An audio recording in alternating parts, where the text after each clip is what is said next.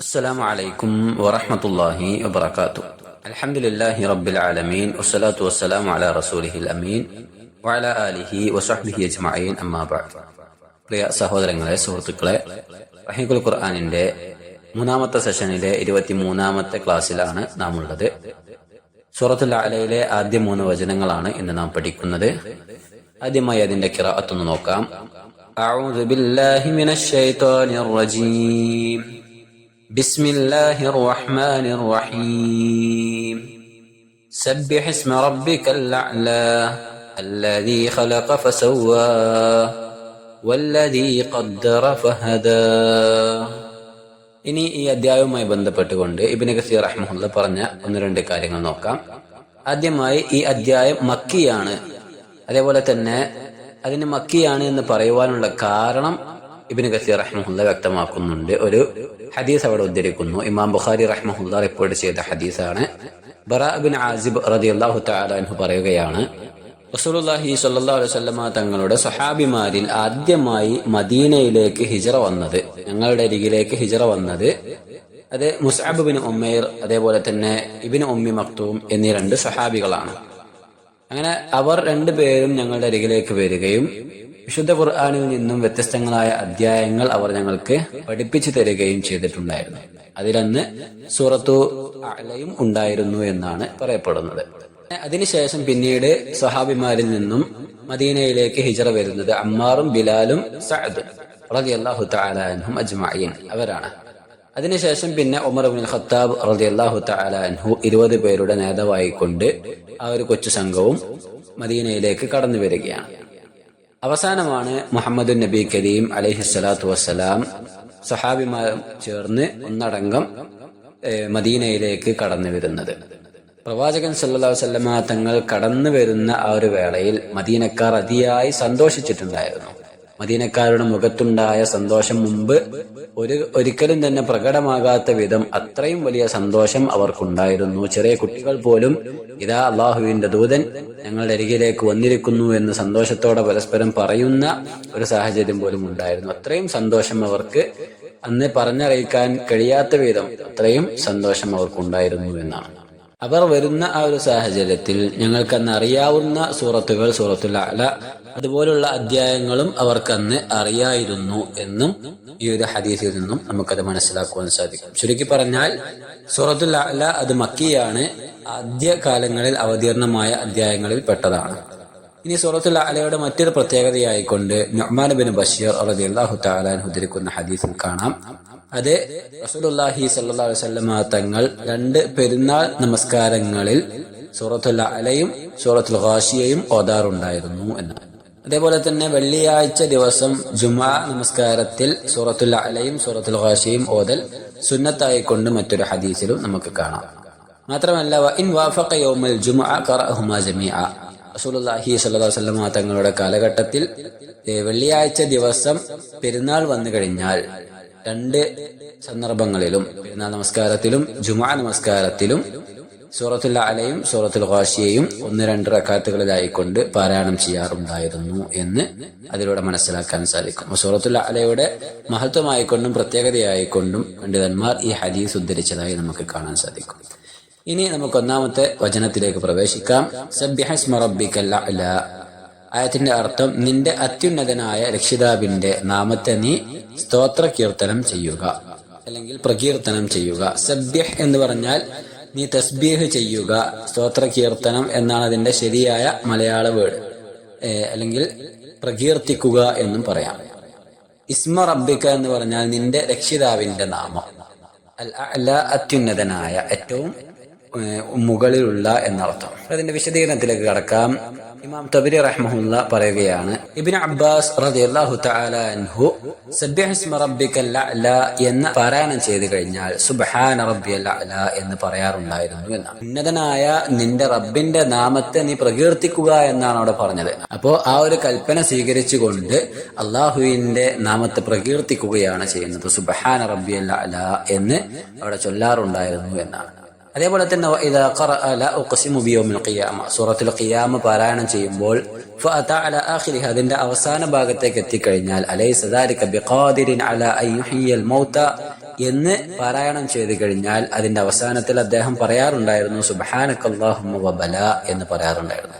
അഥവാ ആയത്തിന്റെ അർത്ഥം അലൈസ ദാലിക ബിഖാദിരിൻ അലാ അൻ യുഹ്യിൽ മൗത എന്ന് പറഞ്ഞാൽ മരിച്ചവരെ ജീവിപ്പിക്കുവാൻ അല്ലാഹു സുബ്ഹാനഹു വതആല കഴിവുള്ളവനല്ലേ എന്ന ചോദ്യമാണ്.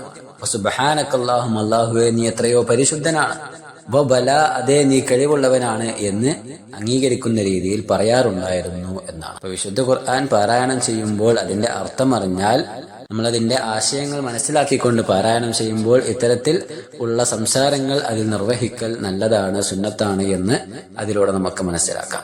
ഇനി തഫ്സീർ ഇബ്നു കസീറിൽ നിന്നും വായിക്കാം.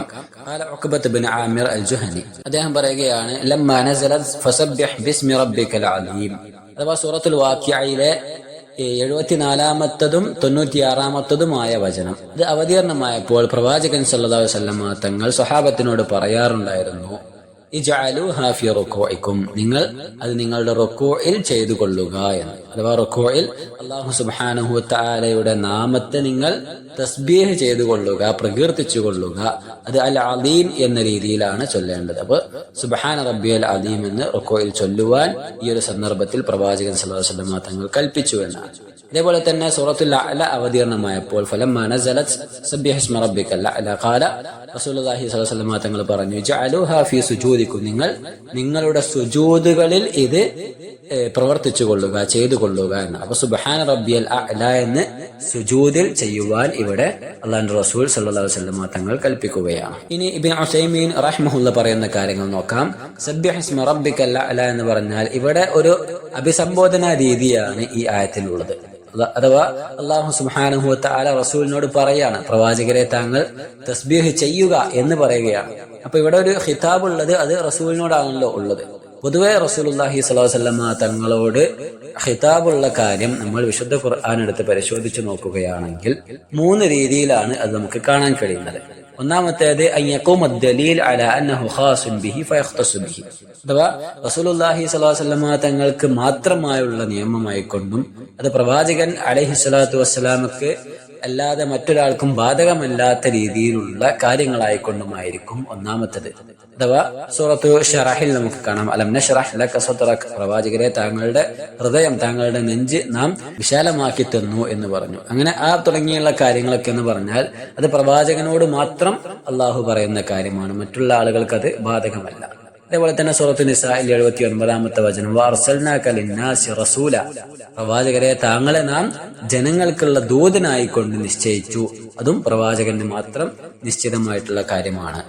എന്നാൽ രണ്ടാമത്തെ ഒരു രീതി നോക്കുകയാണെങ്കിൽ പ്രവാചകൻ അലൈഹി സ്വലാത്തു വസ്സലാമയോട് അല്ലാഹു സുബ്ഹാനഹു വതആല അഭിസംബോധന ചെയ്യുന്ന മറ്റൊരു രീതി എന്ന് പറഞ്ഞാൽ അൻ യഖൂമ ദലീൽ അലാ അന്നഹു ആമുൻ ഫയഉൻ, അത് പ്രവാചകനുള്ള കാര്യമായിരിക്കില്ല, മറിച്ച് അത് മറ്റുള്ള ആളുകൾക്ക് അല്ലാഹു സുബ്ഹാനഹു വതആല ഇറക്കി കൊടുക്കുന്ന കാര്യങ്ങളായിരിക്കും, അവരുടെ മേൽ നിയമമാക്കപ്പെടുന്ന കാര്യങ്ങളാണ്. ഏതുപോലെ എന്നാൽ സൂറത്തു ത്വലാഖിലെ 1-ാമത്തെ വചനം, ത്വലാഖുമായി ബന്ധപ്പെട്ടുകൊണ്ട് അല്ലാഹു പറയുകയാണ്, യാ അയ്യുഹൻ നബിയു, അല്ലയോ പ്രവാചകരെ, ഇദാ ത്വല്ലഖ്തുമുൻ നിസാ, നിങ്ങൾ സ്ത്രീകളെ ത്വലാഖ് ചൊല്ലുകയാണെങ്കിൽ ഫത്വല്ലിഖൂഹുന്ന ലിഇദ്ദതിഹിൻ, അവരുടെ ഇദ്ദയിലേക്ക് നിങ്ങൾ ത്വലാഖ് ചൊല്ലുക എന്നാണ്. അപ്പൊ അത് പൊതുജനങ്ങൾക്ക് എല്ലാവർക്കും ബാധകമാകുന്ന നിയമമാണ്. ഇനി 3-ാമത്തെ ഒരു രീതി നോക്കുകയാണെങ്കിൽ അല്ലാ യദുല്ല ദലീലുൻ അലാ ഹാദാ വലാ അലാ ഹാദാ ഫയകൂന ഖാസൻ ബിഹി ലഫ്ള് ആമൻ ലഹു വലിൽ ഉമ്മത്തി ഹുക്മൻ, അഥവാ 3-ാമത്തെ കാര്യം നോക്കുകയാണെങ്കിൽ പ്രവാചകൻ സല്ലല്ലാഹു അലൈഹി വസല്ലം തങ്ങൾക്കും ഉമ്മത്തിലുള്ള ഓരോരുത്തർക്കും ബാധകമാകുന്ന രീതിയിലുള്ള കാര്യങ്ങളായിരിക്കും. അത് പ്രവാചകനോട് മാത്രമാണ് പറയുന്നത്, പക്ഷേ അത് എല്ലാ ഉമ്മത്തിലുള്ള എല്ലാ വ്യക്തികൾക്കും അത് ബാധകമായിരിക്കും എന്നുള്ള രീതിയാണ്. അതിന് ധാരാളം ഉദാഹരണങ്ങളുണ്ട്. അതിൽപ്പെട്ടതാണ് സബ്ബിഹ് ഇസ്മ റബ്ബിക്കൽ അഅല എന്ന് തുടങ്ങിയിട്ടുള്ള കാര്യങ്ങൾ. ഇത് പ്രവാചകനോടാണ് അള്ളാഹു പറയുന്നത്, പക്ഷേ അത് വിശുദ്ധ ഖുർആൻ പാരായണം ചെയ്യുന്ന ഓരോ വ്യക്തികൾക്കും അത് ബാധകമാണ് എന്നുള്ളതാണ്. പ്രവാചകൻ മാത്രം തസ്ബീഹ് ചെയ്താൽ പോരാ, മറിച്ച് എല്ലാവർക്കും അത് ബാധകമാണ്, എല്ലാവരും തസ്ബീഹ് ചൊല്ലേണ്ടതുണ്ട്. ഇത്തരത്തിൽ 3 രീതിയിലാണ് പ്രവാചകൻ സല്ലല്ലാഹു അലൈഹി വസല്ലം തങ്ങളോട് അല്ലാഹു സുബ്ഹാനഹു വതആല വിശുദ്ധ ഖുർആനിൽ നടത്തുന്ന അഭിസംബോധനകൾ നമുക്ക് കാണാൻ കഴിയുന്നത്. ഇനി ഈ ആയത്തിൽ വന്നിട്ടുള്ള സബ്ബിഹ് എന്ന ഒരു പദത്തിന്റെ അർത്ഥം ഭാഷാപരമായി നോക്കുകയാണെങ്കിൽ നസ്സിഹില്ലാഹ അൻ കുല്ലി മാ ലാ യലീഖു ബിജലാലിഹി വഅദമതിഹി, അഥവാ അല്ലാഹു സുബ്ഹാനഹു വതആലയുടെ മഹോന്നതിക്കും അവന്റെ പ്രൗഢിക്കും യോജിക്കാത്ത വിധത്തിലുള്ള എല്ലാ കാര്യങ്ങളിൽ നിന്നും അല്ലാഹുവിനെ പരിശുദ്ധിപ്പെടുത്തുക എന്നതാണ്. ഫഇന്ന തസ്ബീഹ് യഅനി അത്തൻസിഹ്. തസ്ബീഹ് എന്ന ആ ഒരു പദത്തെ ശരിക്കും നമ്മൾ നോക്കുകയാണെങ്കിൽ അതിന്റെ അർത്ഥം തൻസീഹ് എന്നാണ്, പരിശുദ്ധിപ്പെടുത്തുക എന്നാണ് അതിന്റെ ഭാഷാപരമായുള്ള അർത്ഥം.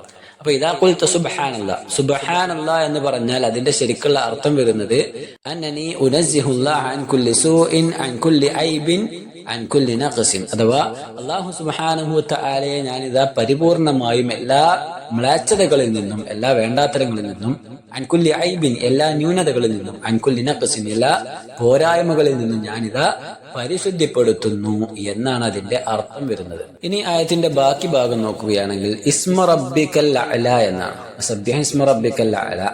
ഇസ്മ റബ്ബിക്കൽ അഅല എന്ന് പറഞ്ഞാൽ ഖാല ബഅദുൽ മുഫസ്സിരീൻ ഇന്ന ഖൗലഹു ഇസ്മ റബ്ബിക, ഇവിടെ ഇസ്മ റബ്ബിക എന്ന് പറഞ്ഞാൽ നിന്റെ റബ്ബിന്റെ ഇസ്മിനെ, റബ്ബിന്റെ നാമത്തെ നീ സ്തോത്ര കീർത്തനം ചെയ്യുക എന്നാൽ, പ്രകീർത്തിക്കുക എന്നാണ്.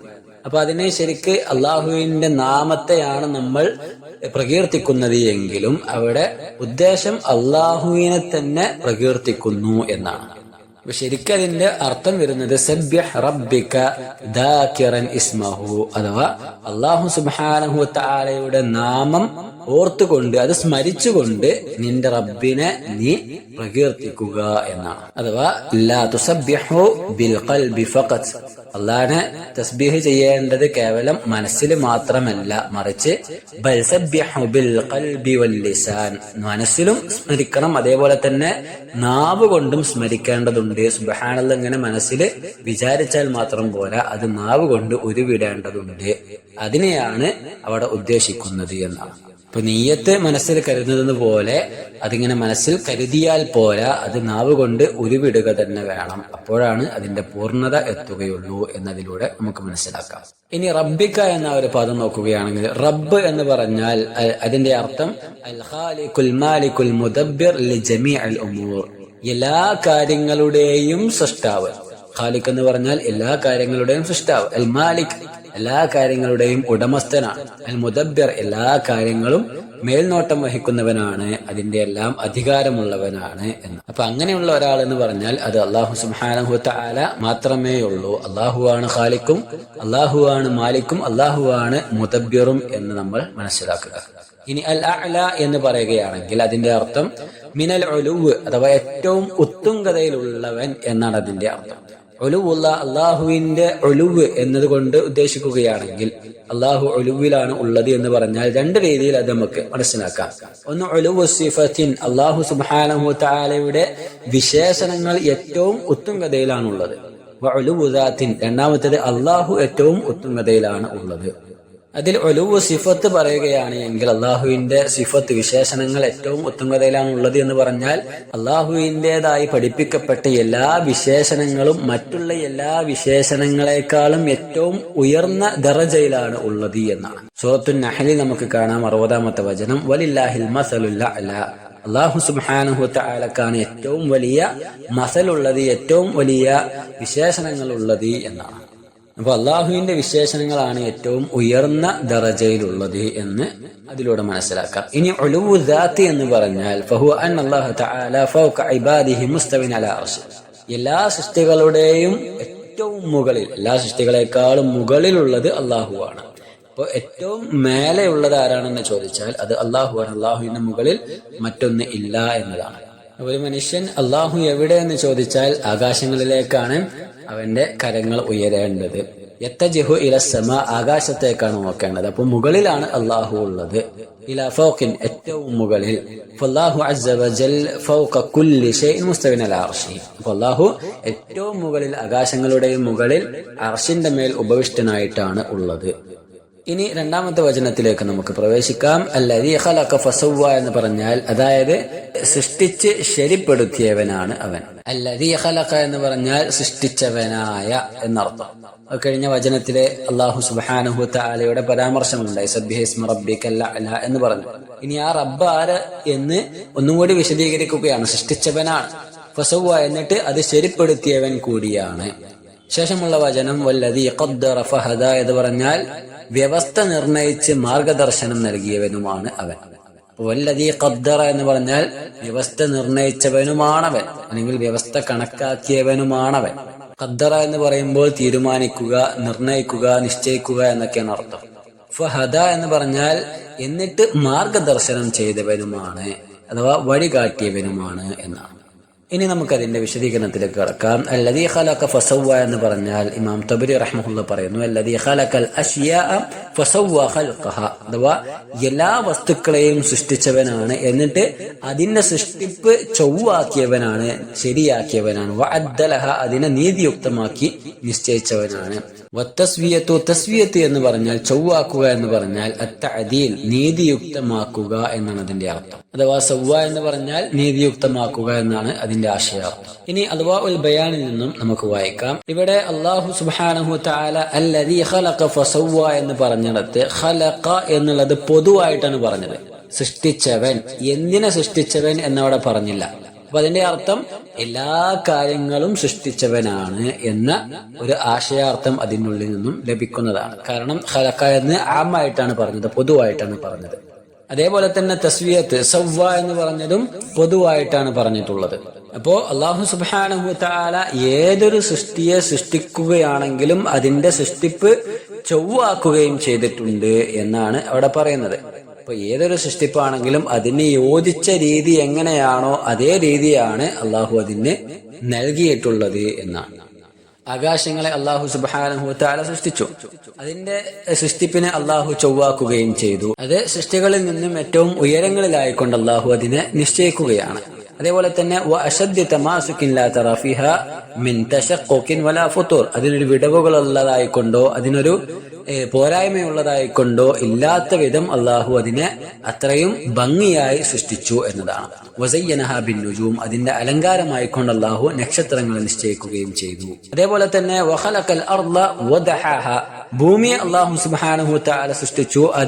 അതിൽ അള്ളാഹു സുബ്ഹാനഹു വതആല സൃഷ്ടികൾക്ക് വസിക്കുവാൻ ഉതകും വിധം അത് ക്രമപ്പെടുത്തുകയും ചെയ്തു. അതിൽ മനുഷ്യർക്കും മറ്റു ജീവജാലങ്ങൾക്കും എല്ലാം വസിക്കുവാൻ ഉതകും വിധത്തിലുള്ള ഭക്ഷണങ്ങളും ഉപജീവന മാർഗങ്ങളുമെല്ലാം റബ്ബ് സുബ്ഹാനഹു വതആല നിശ്ചയിക്കുകയും ചെയ്തു. അതിന്റെ ആണി എന്നോണം അതിന് പർവ്വതങ്ങളെയും റബ്ബ് സുബ്ഹാനഹു വതആല നിശ്ചയിച്ചു എന്നതാണ്.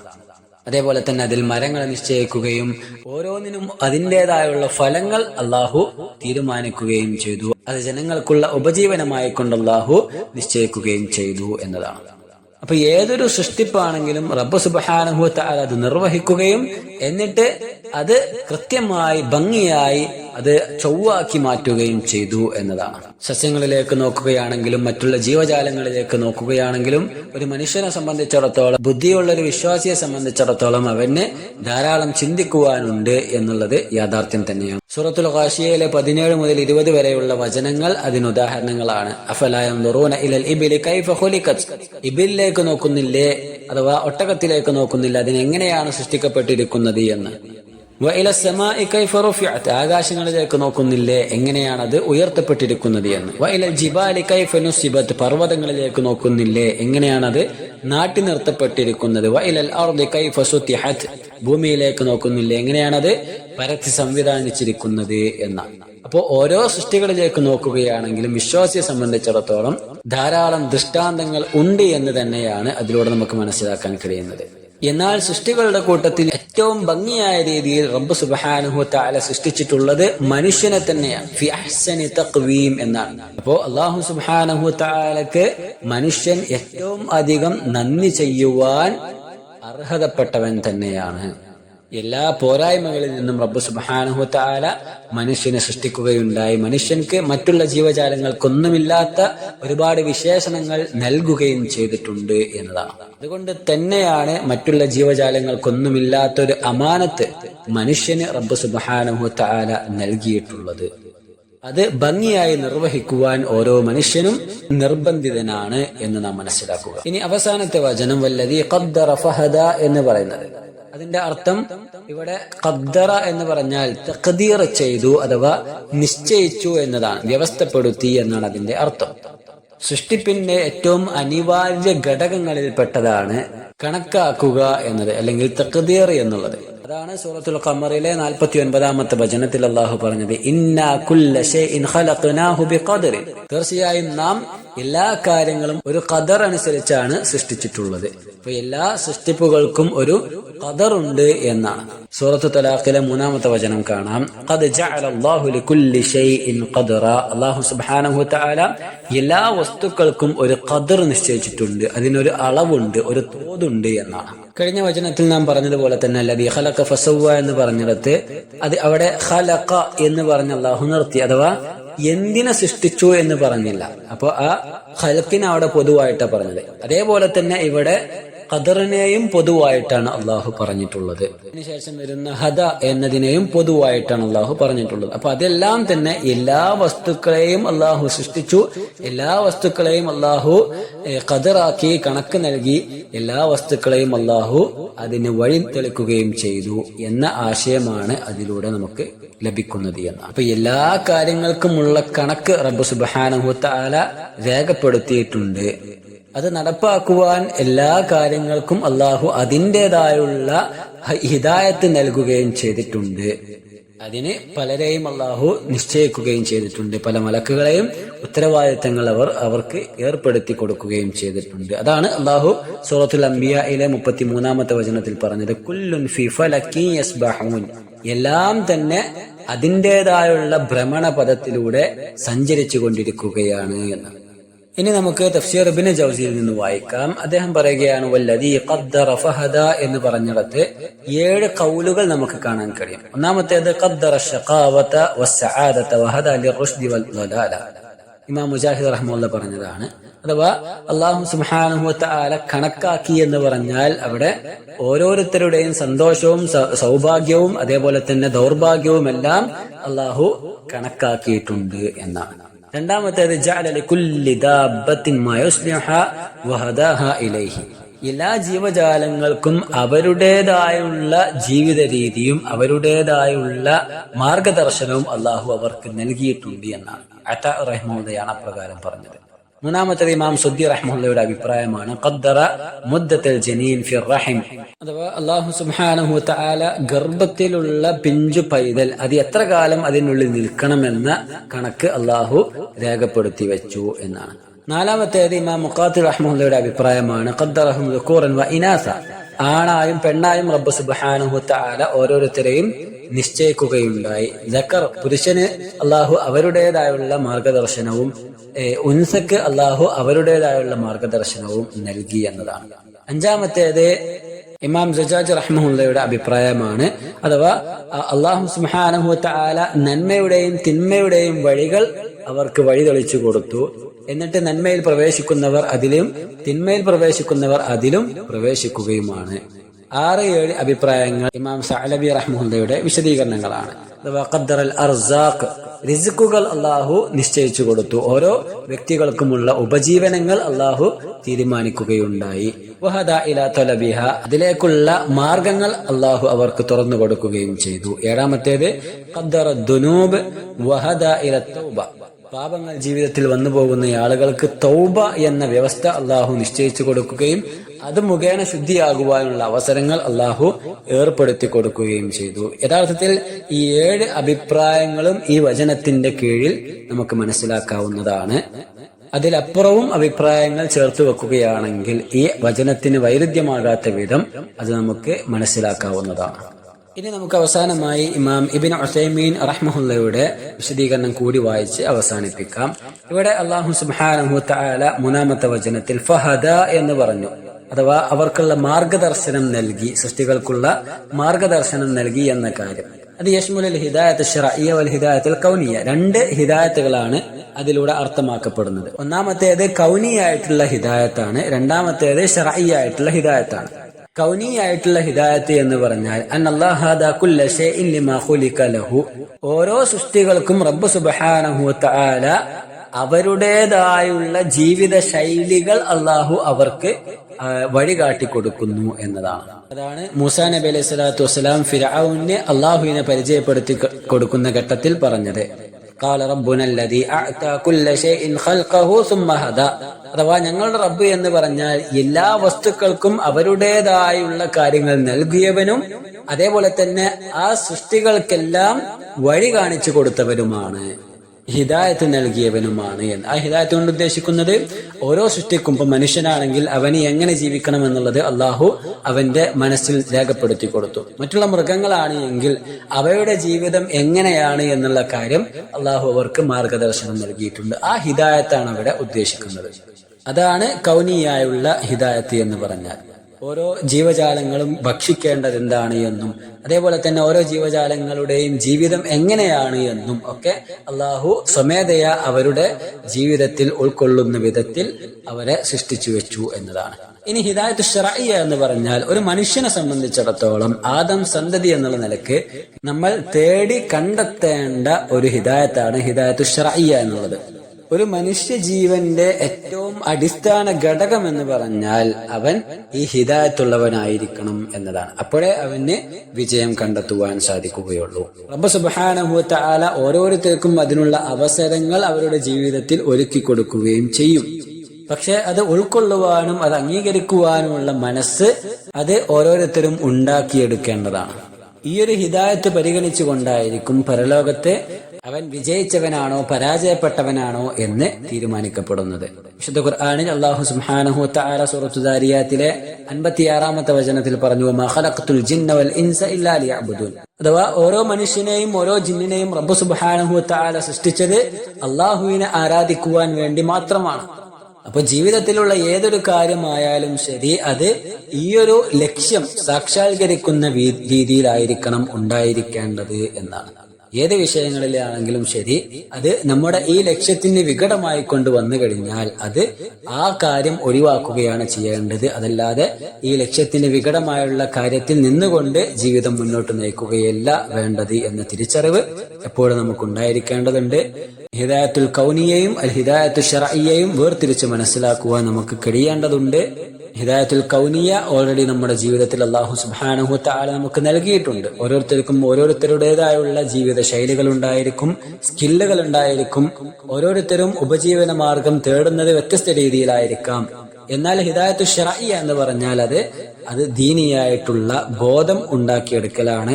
അതില്ലാത്തിടത്തോളം കാലം അത് പരലോകത്ത് അവൻ എത്ര വലിയ ഉന്നതിയിലുള്ളവനാണെങ്കിലും ശരി പൂർണ്ണമായും നഷ്ടത്തിലായിരിക്കും എന്ന തിരിച്ചറിവ് നമുക്കുണ്ടായിരിക്കേണ്ടതുണ്ട്. അല്ലാഹു സുബ്ഹാനഹു വ തആല കാര്യങ്ങൾ കൃത്യമായി മനസ്സിലാക്കുവാനും പഠിക്കുവാനുമുള്ള തൗഫീഖ് നമുക്കെല്ലാം നൽകി അനുഗ്രഹിക്കുമാറാകട്ടെ. നസ്അലുല്ലാഹ തആല അൻ യഹ്ദിയനാ വ ഇയ്യാകും അസ്സിറാത്തൽ മുസ്തഖീം وأن يحلنا وإياكم دار كرامته مع الذين أنعم الله عليهم من النبيين والصديقين والشهداء والصالحين وصلى الله وسلم على نبينا محمد. السلام عليكم ورحمة الله وبركاته.